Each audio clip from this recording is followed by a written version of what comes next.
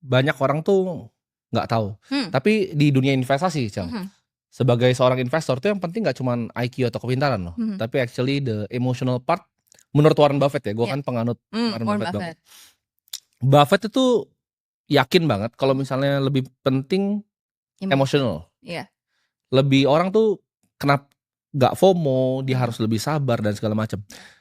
Nah ini gimana sih caranya ibaratnya orang itu punya kedewasaan secara Mhm. emosional kalau Iya. misalnya jadi seorang investor?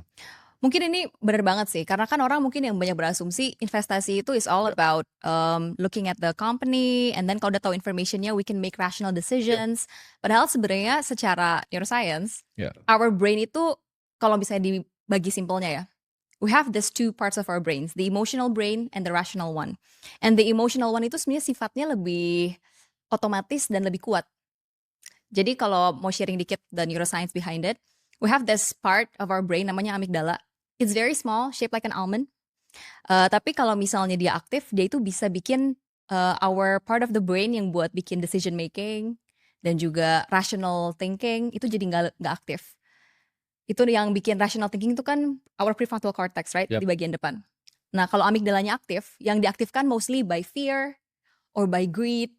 Nah itu akan membuat prefrontal cortex kita jadi nggak aktif, makanya kita nggak bisa bikin rational decision. Sebenarnya aku pengen tanya kenapa orang tuh suka di financial market ya? Hmm.